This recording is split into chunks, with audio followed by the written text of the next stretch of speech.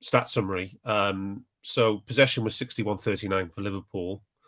Penalty box touches 39-36. So that's a lot for Brentford, 36, and not much more than a 50-50 split there. Total shots was also even with 18-17. Shots on target, Brentford won that 8-5. Penalty box shots 12 each. Big chances, Brentford 7-3. Expected goals, Brentford won 2.7 to 2.3. And if you take out the penalty, that goes at 1.9 for Brentford and 2.3 for Liverpool. But Brentford's threat to XG conversion was 129% for the match, which is crazy. And ours was a non too shabby 85%, but not great. And then the Monte Carlo to finish off was most likely result was actually a 3-2 win for Brentford with 9.3%, followed by 2-2, which was 9%. In overall match probabilities were Brentford were 49% win, Liverpool 30% win, and 21% draw. And just before we go on to bring it back to Hamza, one thing a couple of things I did want to say is that according to Opta, who've been tracking this since 2013, we have conceded the first goal in our last 6 matches in all competitions, and that's our longest streak in their database. So 6 games in a row. So stop conceding first it would be a really good piece of advice right now. Probably the number one piece of advice that we could give, free, of course, would be stop conceding first, Liverpool. On some of the Monte Carlos across the season, there's been this thing about, well, how many points should we be on at this point of the season versus what we're actually on? How good are the performances been? And what I did was quickly today went back through all the stats packs from the doc and worked out the expected points for each match. And everybody knows that we've got 15 points consisting of 5 wins and then 4 defeats. But the expected points from Dr. Bart's is 14.96, which is incredible. Dr. Bart's 99.7% accurate, isn't it? Incredible. And just so you know, the expected points for Chelsea was 2.1, and for Man United it was 2.33. Whereas conversely, the expected points for Newcastle was only 1.05. And we had a lot of points which we didn't deserve in the first 5 games, and a lot of points lost which we did deserve in the last 4 games. And overall, it's about the same. Yeah, which has probably shaped the narrative, to be honest, Hamza. I think because it's the fact that it's 4 defeats, which is as we said on last week's pod, it's at this point outcomes trump results, outcomes trump performances, and we know people were happy with the poor performances, good results, but if 50-50 performances with bad outcomes, it's people can't tolerate this, can they? I think. Well, first of all, it's a surprise just to Liverpool fans because this doesn't happen very often. I think for a number of years, Klopp had a record in which Liverpool just didn't lose twice in a row. And then you had that 6 matches in a row in the COVID season. And then I think in the 23-24 season, there was a little bit of an unraveling there. The season before that, there's a bit of an unraveling there. But we very rarely lost back-to-back matches. So that's one thing. The other thing I think is that actually I do think a lot of people picked up on the weird nature of Liverpool's wins, and it was off. The narrative actually came from how people sort of responded to that, right? And what they took from those matches. So this is the pass network, by the way, for Brentford. As you can see, like very long passing networks and very few chains between the players themselves. But you can see that Queeve there is the guy essentially calling the shots with all his long passes as the goalkeeper. And as Dan discussed last week, that's one of the things that we've seen a really, really large increase in the number of long launched kicks from goalkeepers going upfield, and that essentially limits Liverpool's opportunity to press. I think Si's going to come onto this later, whether we are pressing or not, but the opportunity to press is decreased because before this match there were 19% fewer passes that opponents were making in open play because of this initial pass. They go long, they can test the second ball, and in the first half as well, actually, it's worth noting that Liverpool, Brentford won 58% of their aerial duels, so they had a really good effort in the first half. and contested their second balls fairly well. I think Igor Thiago and Sharda won a few on the left. But yeah, to return to the original point, it depends on what you were taking from the results, because some people would say, well, Liverpool are scoring late, which shows their quality as champions. Semi-true. While others were saying, well, Liverpool are conceding lots of goals that they shouldn't. Also true. So it's a bit of both.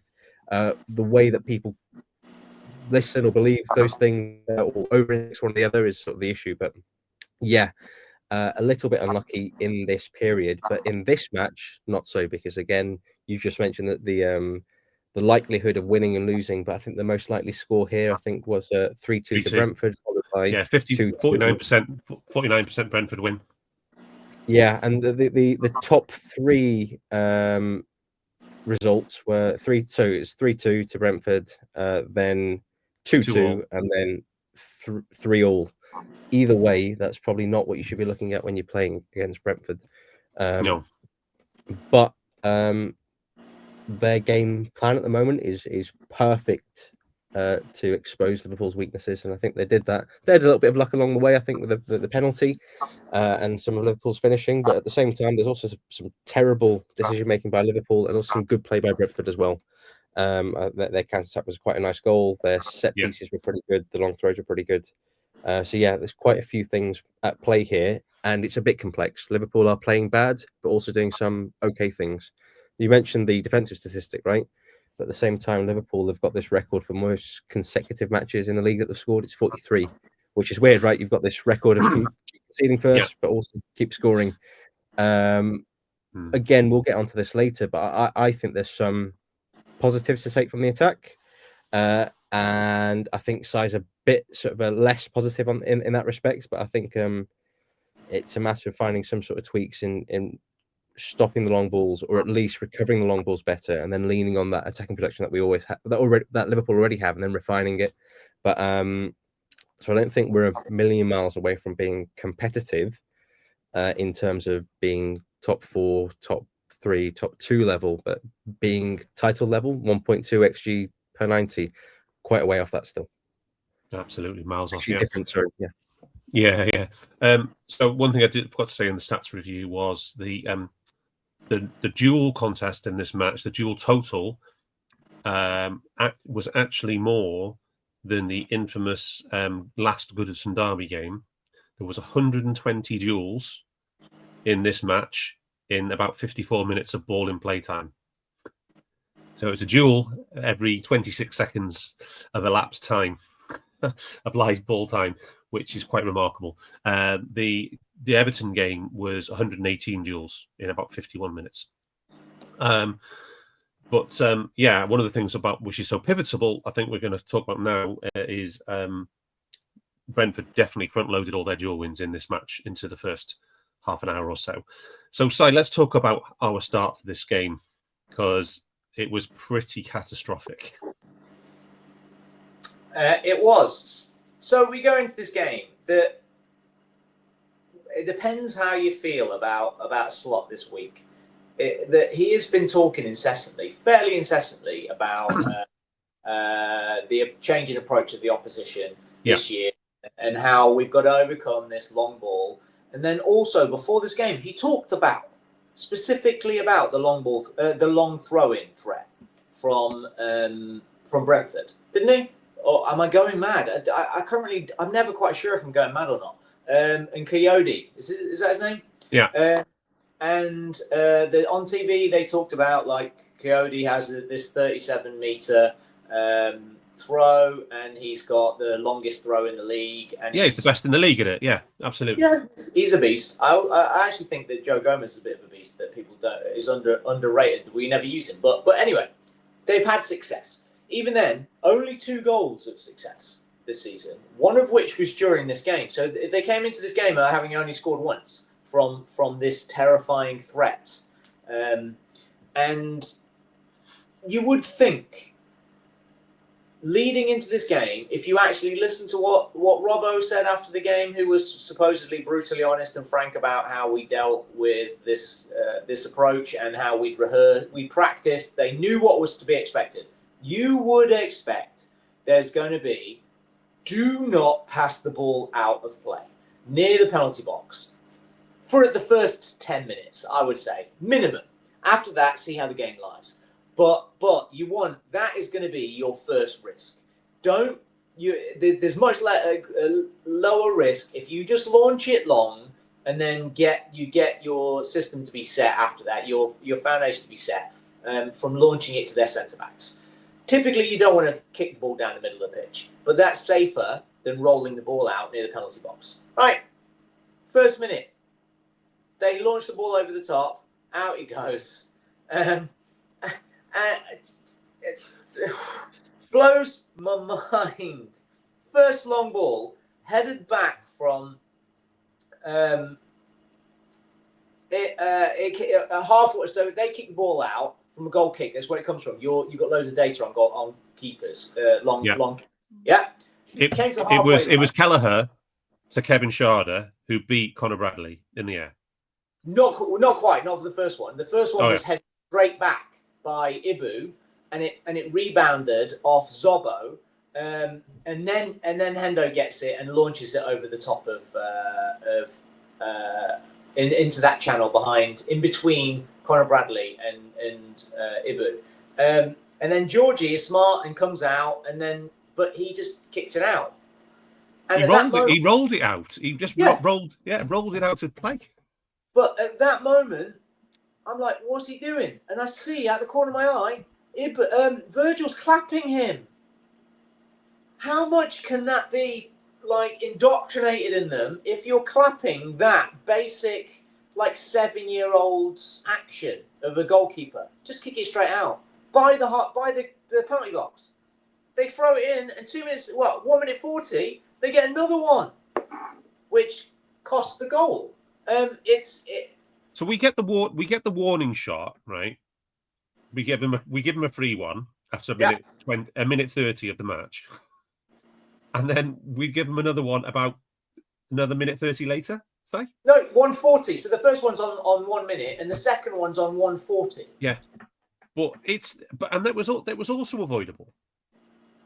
I mean, if you're thinking, right, so this is what I want to say. We had this debate, quite a feisty debate in our WhatsApp group about this, and because I posted an open question that, right, this must have been discussed. We must be aware of what the Brentford game plan is and what they are going to do. And then there was a Robertson quote which I put in, said no, we didn't execute the game plan. We prepared all week for it. So the question is that if this was the game plan, how come it couldn't even survive contact for the first 1 minute 20 seconds of the match? Is it a communication problem? What is it? Is everybody just saying we talked about this and we didn't really? What does it say? So I think we got really, really good example. We've talked about this in depth in the group about what's practiced and then what becomes automatic, what becomes subconscious. It's the age-old skill of learning to drive and you using your clutch. When you're first practicing, it's the only thing you ever think about. Then within a year, you think about it to make sure it's clean, but you're thinking about the other stuff that's around. And then 5 years in, you never think about it, and it's totally subconscious. And that's what rehearsal does. That's what practice does. If you're told about it, you're thinking about it. It's slow. Everything gets faster and faster and faster, and you've got these players running at you, and then kick it out. You just go to whatever is the default executive program. That's what it's called when you load a skill into your brain, connecting it to your muscles. It's called an executive program. You panic. It goes straight to whatever comes naturally to you. And I'll just roll it out. We can deal with this. And that's what you taught when you're 7. Just play it out of play. And I feel like that's what must have happened. We have these great examples in this game that our centre-backs are perfectly aware. Not only have they done it in games, not only have they had it shouted at them, but every single day in training, at some point they will get a ball and kick around. They know Georgie is left-footed. Yet they play the ball to Ali because it's so rehearsed. And deep down, I wonder, somebody mentioned this in the group earlier, if they're so used to Ali they're making decisions. Their subconscious is guiding them to a set of executive programs, knowing Ali is behind them to sweep on. And it's not. It's Georgie, and he's also betting in, for God's sake. It's a new kid playing for. Imagine starting for.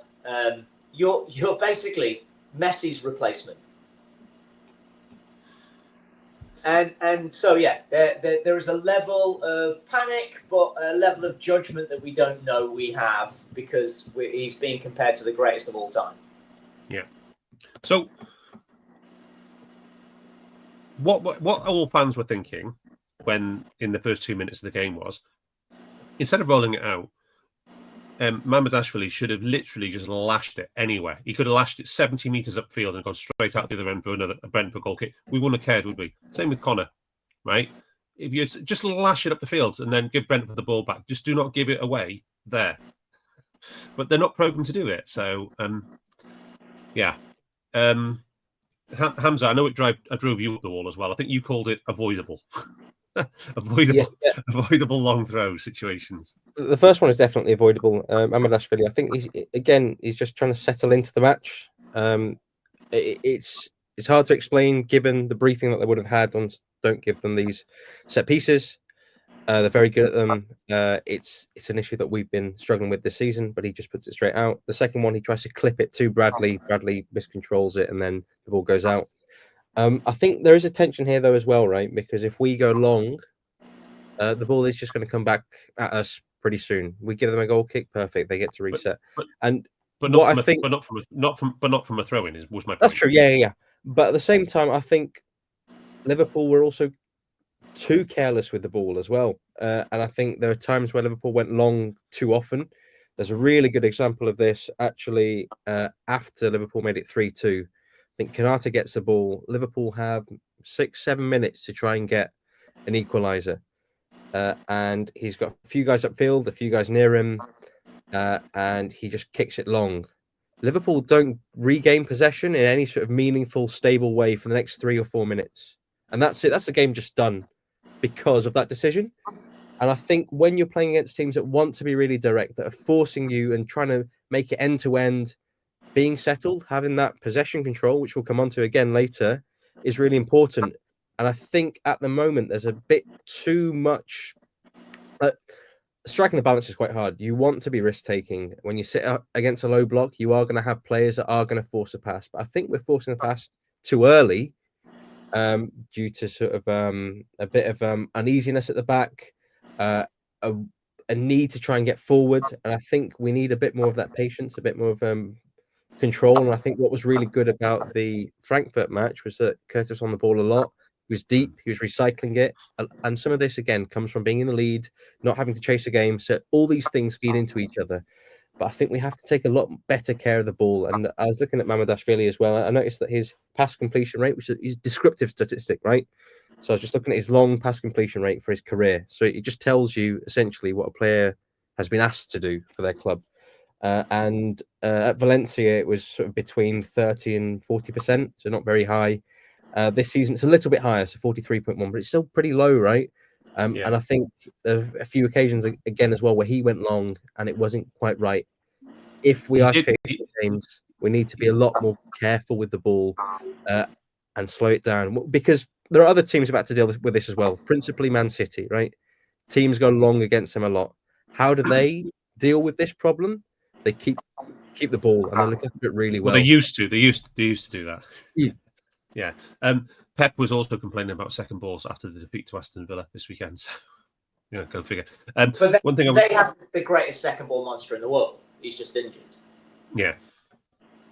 That's one of the big differences. In this game specifically, I what you're saying there about what Ibu was doing, I feel like we can make judgments of Liverpool which are a little bit mean to Brentford.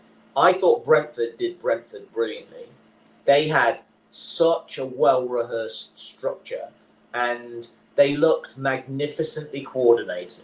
10 out of 10 for execution of their game plan. They were absolutely fine with Ibu having the ball as much as he damn well liked. And when Curtis went deep. So I put this in the group, and then I changed my mind, and I took it out, and then I didn't put it back in again. But so when Curtis was deep, when he dropped in between the centre backs, they were fine with him having the ball, unless they got a call from the back and our forwards weren't making runs in behind, and they squeezed forward. If they squeezed forward, what their plan was to either siphon the ball to Ibu, who's going to give it away, or get it back to the keeper.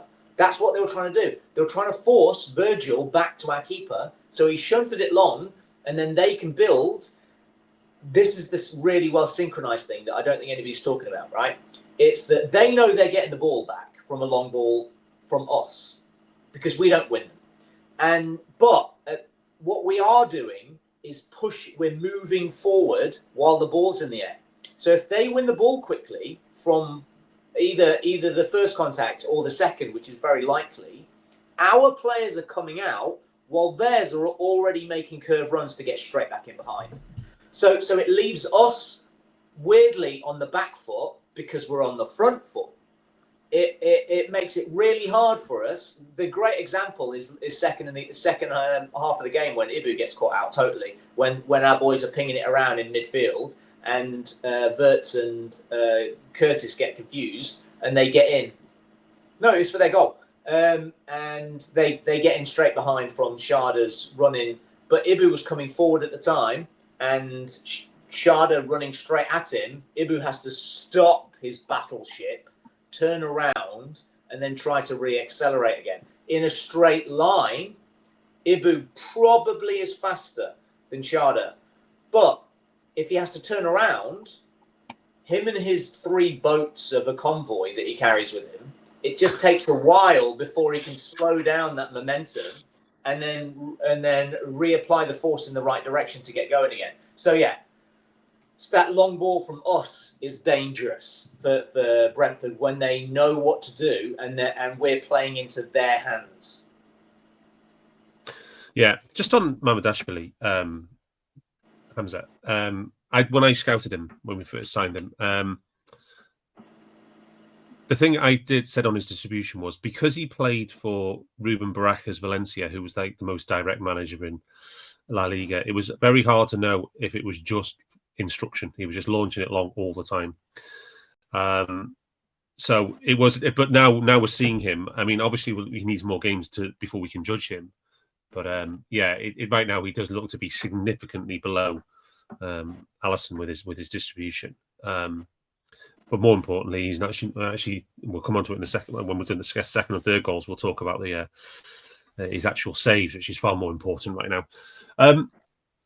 So the only thing I would say is I do agree with your point about us saying about we need to just, if we're careless with the ball, we just give it straight back to them and then they'll build from deep.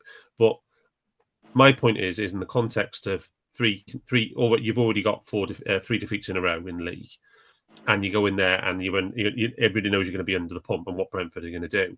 In those situations in the first few minutes, I would have literally just launched it anywhere at the field and just reset and take your chances and reset rather than just give them the long throw opportunity from their own, Anyway, but I think the best form of defence for this team is to keep the ball though, to just tire an opponent out, establish control in the first few minutes, and I think that's probably the easiest way to make sure we aren't conceding the first 5 minutes or first 10 minutes.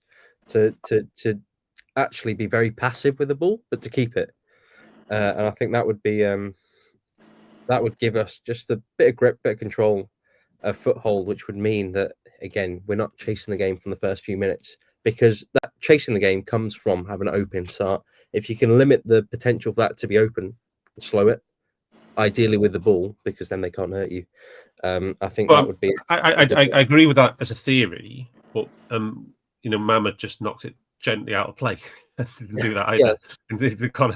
So we didn't try to keep the ball either. So we just sort of knocked it out of play casually.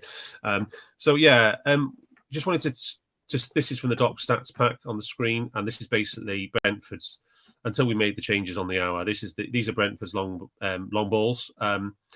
And I think what I wanted to focus on here was particularly the start of the match, because all of Brentford's dual wins, I think you said it before, didn't you, Hamza? They won 72% of the aerials in the first half. Is that right?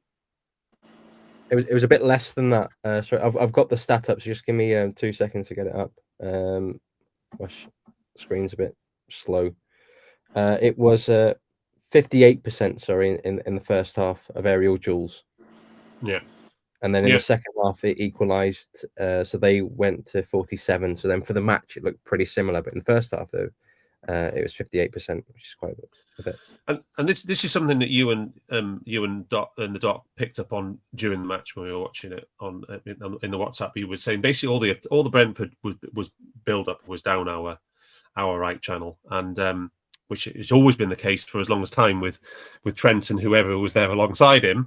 But in this match, it continued with Ibu Konate and Conor Bradley, and there was a very clear direction of two phases of play. One was Kelleher to Kevin Schade as an outball from his own box to halfway on the left way, and the other was from Christopher Ajer to Kevin Schade, which was more of a left back to left wing long ball as well. And you can see from the Doc stats back here, and the clear victim of this was unfortunately Conor Bradley, who only won 2 out of 9 aerial duels, and Kevin Schade won 6 out of 7. And I think a lot of those ones that Schade won against Bradley caused a lot of issues. I think they had 6 attacking throw-ins on that right-hand side in the first half, say. And at one point, they actually took one, and it wasn't Cody. It was somebody else just took a short throw-in, and the manager went nuts because they won one. Yeah. It was something that they'd almost like Brentford's opposition analysts, guys like us, nerdier than us probably, just looked at Liverpool and they thought they've looked like this, and they said, "Right, we're just going to pick on Conor Bradley." They've identified him as a weak link for whatever reason, and they've hammered him. It's true. They even took from the exact same place where 2 of their big bomb throw-ins came from. We gave a really simple kick out, another stupid, just kick the ball out, and they took 2 short throws against so they could run at Conor. Schade had him on toast. He was properly tremendous. I've not really seen him before, other than in data, and he looks like most of. That's something you'll only hear on this show. That's what I've not seen him before, other than in data. It's like the Matrix. Yeah, it's literally it. I don't know anything about him other than what I've seen in his data. I would take most of the Brentford players in our squad as like you'd happily rotate them in, because theoretically what Brentford do well fits in with what we do well. Yeah. And he is like prime Diaz, all of the good stuff that Diaz does, but maybe a little bit more predictably, maybe slightly less skill. I don't know. He looked like a beast to me, and he was full of antagonistic thuggery. Doing he was basically, Conor likes a battle, right?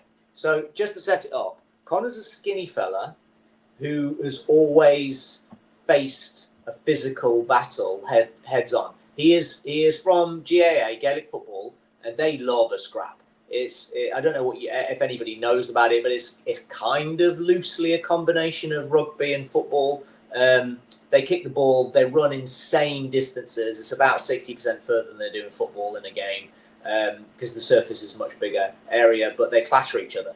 And he loves that physical contact, that physical fight. It's always been an area he dominates. In football,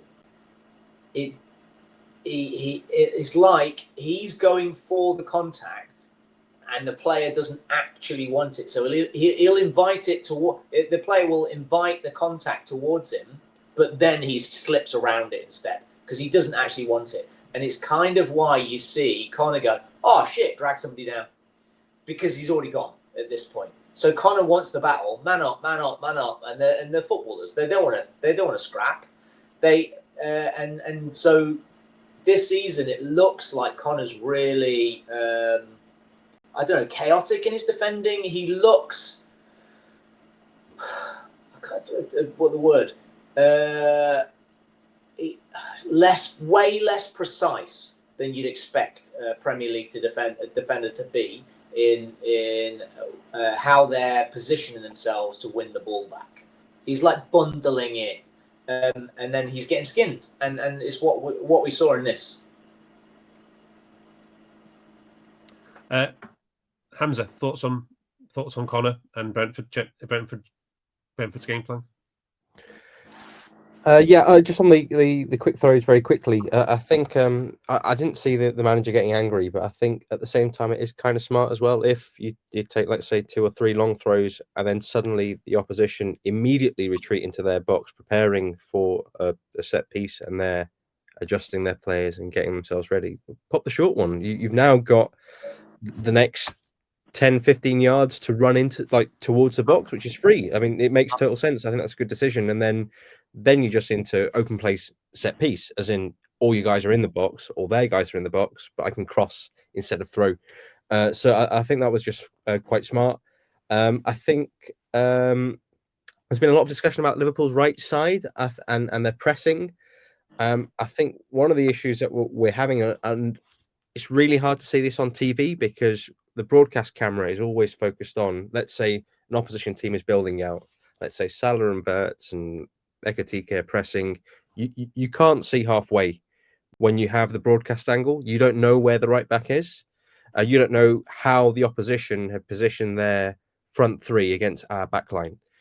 But I think what would often help is if Bradley jumped a lot earlier and jumped onto their left back or their left winger who's dropped in, and that would help Salah in the press, because far too often, and this is often seen as his failing, and I don't think it's quite right.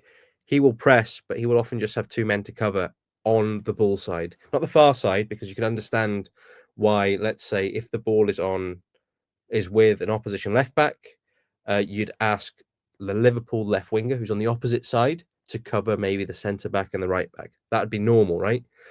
But often we are seeing Salah just has 2 guys to cover and a lot of space. And if that's ball side, that means someone else should be supporting him and going man to man with him.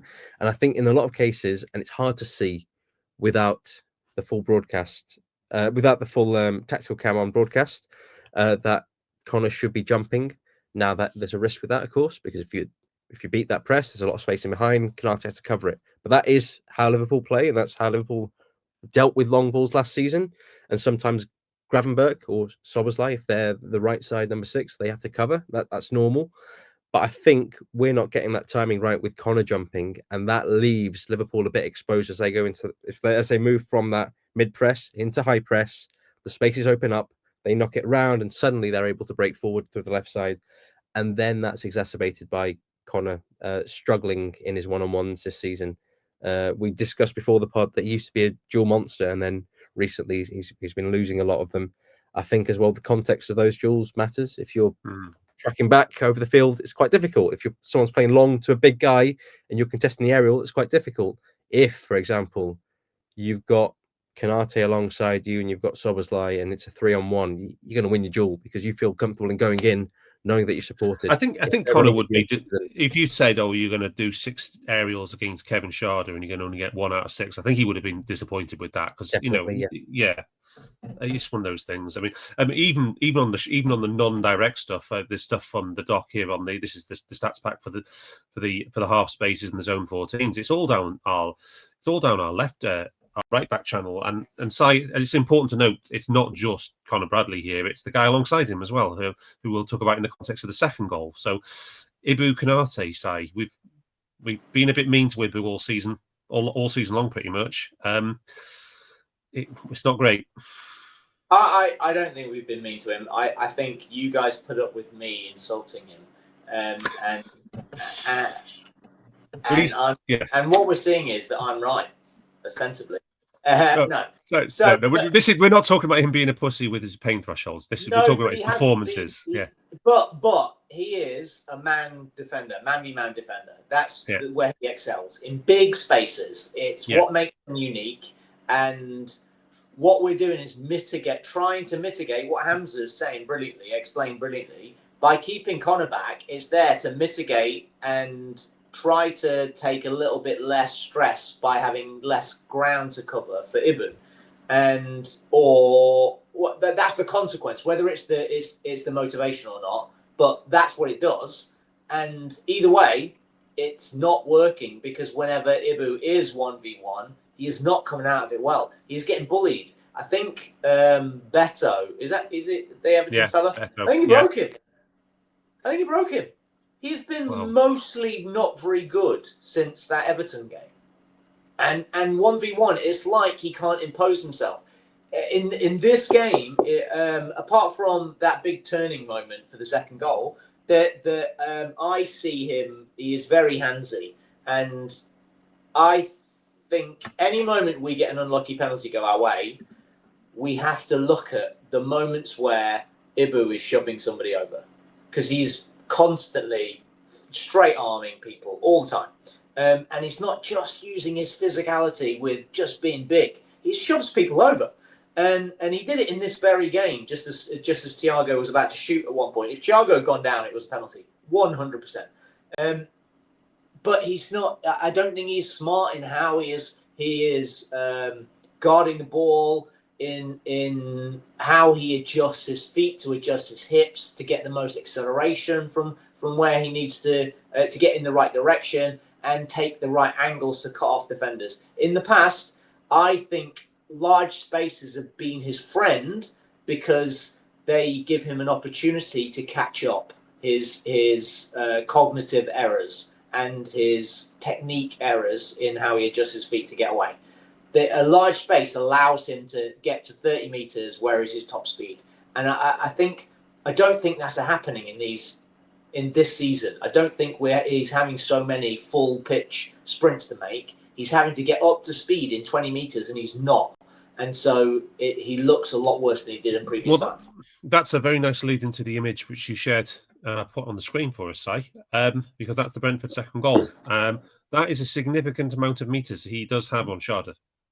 Yeah, he had 5 meters. But if you look, we can't show video because you're not allowed to show video on here. But he is almost... The easiest way to describe it is if a centre-back is playing the offside trap, they'll do a step out. At the moment of a pass, he'll make a step out.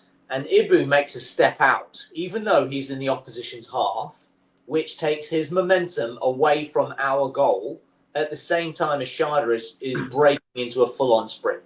And so he has 5 meters head start when we lose possession. And we lose possession 35 meters from their goal. And by the time he gets into our box, Ibu's just given up. At no point did he put Sharda under pressure. Sharda was with the ball and running away from him. All right, the Reds, it's Jack here, and that was a clip from one of Anfield Index's audio podcasts. If you have enjoyed the video, make sure you do like, share and subscribe to keep up to date on all things LFC. We record around 100 audio podcasts every month, with our shows featuring match-going fans, top journalists, professional analysts and even Liverpool legends along the way, with the Great Dane himself, Jan Molby, joining us every single week. If you want to listen to all our podcasts for free, head over to anfieldindex.com/podcasts. Our audio shows are available wherever you get your podcasts. Just search Anfield Index. Or if you prefer to listen to all our podcasts in full and without any ads, why not head over to AI Pro today to check it out now at AnfieldIndexPro.com. If you want to get involved in the great growing community of Liverpool fans, check out the Anfield Index Discord. The link is in the description. Do get involved with that, from Reds around every corner of the globe. For now, Reds, hope you enjoyed this video.